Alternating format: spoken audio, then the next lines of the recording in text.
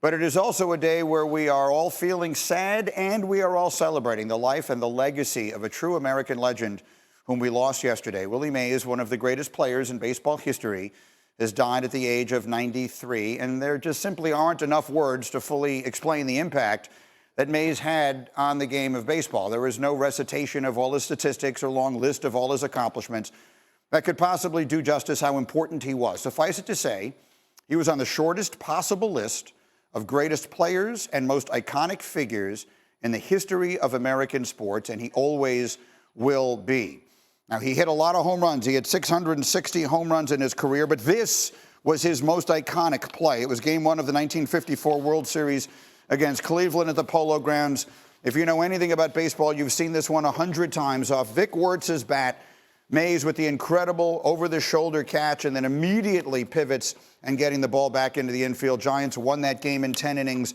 That play is simply known today as the catch, and it is as good a way to point out the greatness of Willie Mays and the 5 tools that he possessed as anything could be. He won 2 MVPs. He won them 11 years apart, one in 54, the other in 1965.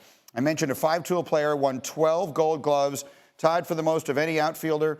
He would have won more, but the award wasn't around until 1957, which was his 6th season with the Giants. 660 home runs. Those are 6th all-time. But again, as we talked about this morning, he lost 2 seasons in his prime because of military service. And so he almost certainly would have hit at least 700 and maybe even would have broken Babe Ruth's all-time record before Hank Aaron did. We played Tim Kurkjian's beautiful remembrance of Willie Mays off the top of our show today, and we're delighted that Tim is able to join us here. And I'm thrilled to have my friend Chris Mad Dog Russo with us. Today you see him all the time yelling and screaming over there with Stephen A. on First Take. But today is a very different day. And for anyone who doesn't know Chris, the San Francisco Giants are in your soul.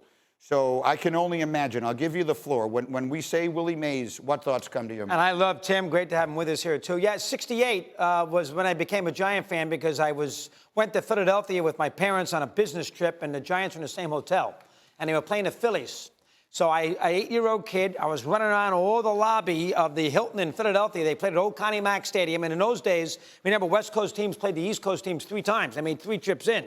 So the Giants went to Philadelphia 3 times that year. I saw him in August, and Willie was on the Giants. And that was the first year Bobby Bonds broke in, and I was a huge Bobby Bonds fan.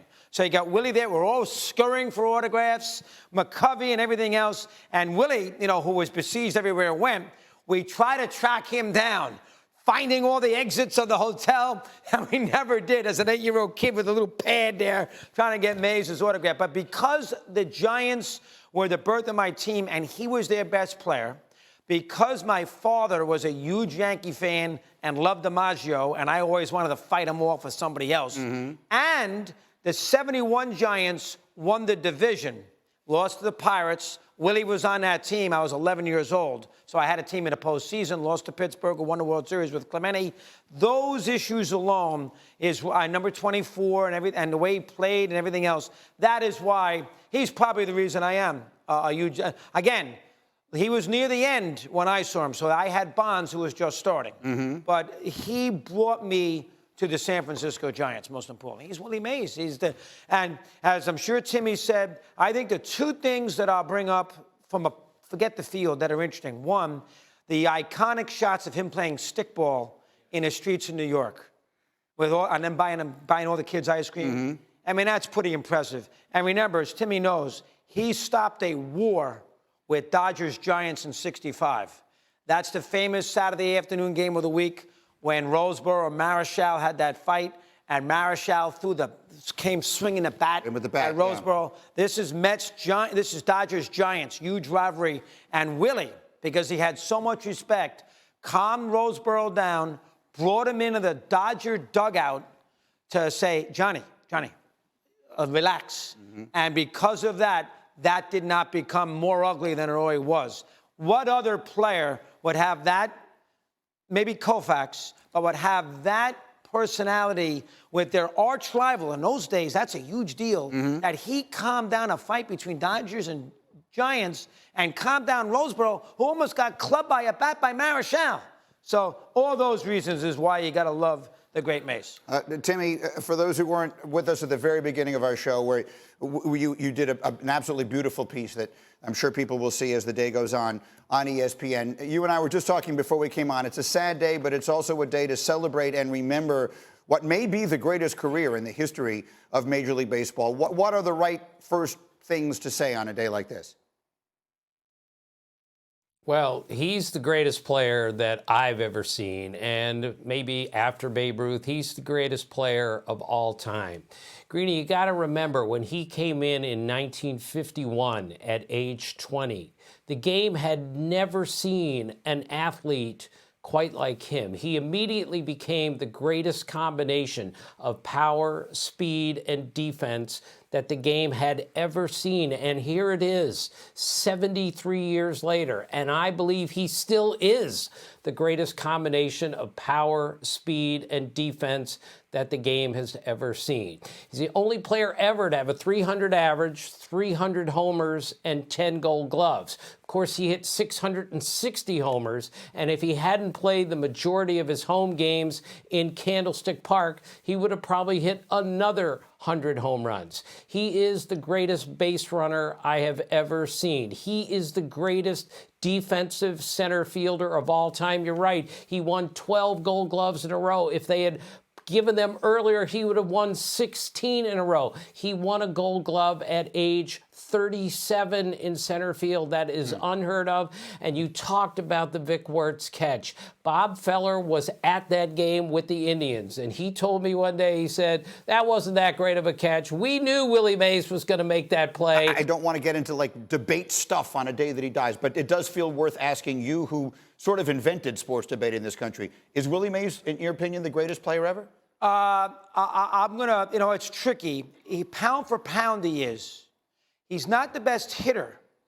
DiMaggio is a better hitter. But he's right there. I guess is the point. I don't he's want to right there. Yeah, he is absolutely, because he could do it all. As Timmy just said, he's the best base runner.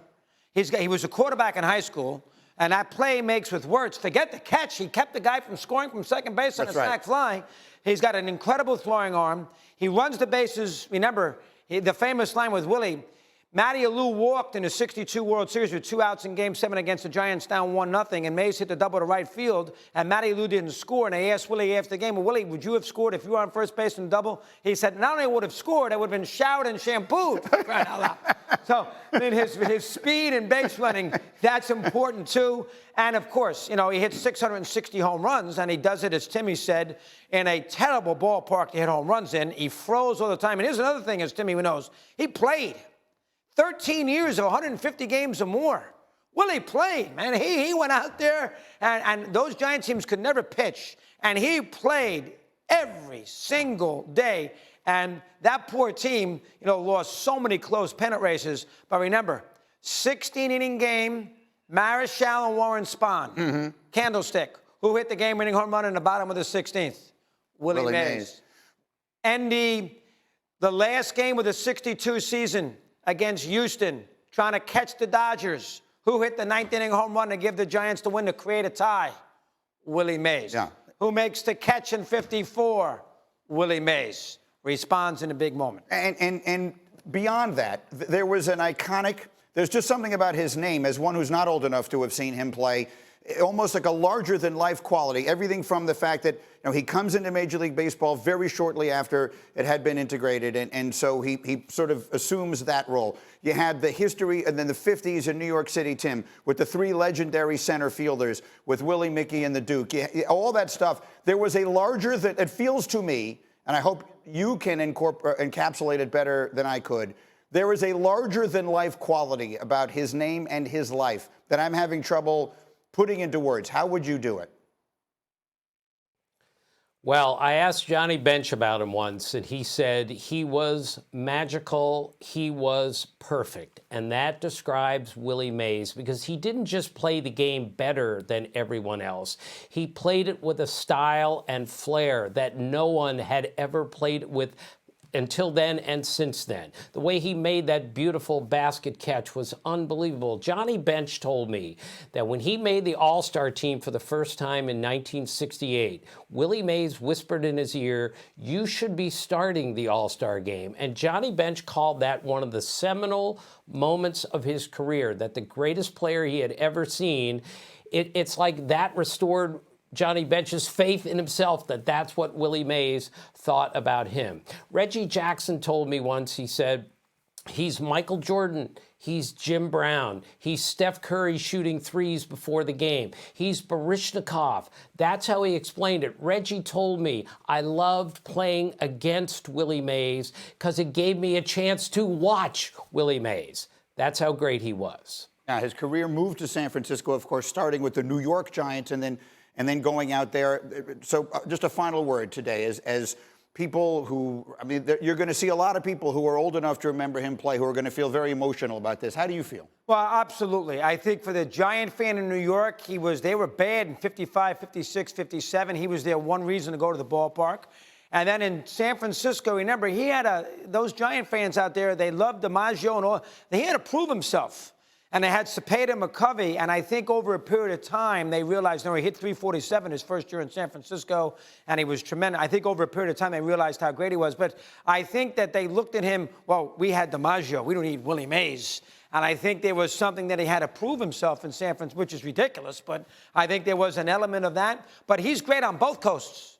He's great in San Francisco, and he's great in New York, which, most players play in the one city. Yeah. He plays in the both coasts. One franchise, both coasts, and an absolute icon in both places. Chris, thank you for doing this. We love it. I love Timmy. You know more about it. You know as much about this as anybody, by the way. He doesn't want to tell you that. No one knows as much about it as you do, but that's that. We'll talk more later. Timmy, thank you very much. And again, Tim, with a beautiful remembrance of this that we played here earlier, and you will be able to see as the day goes on.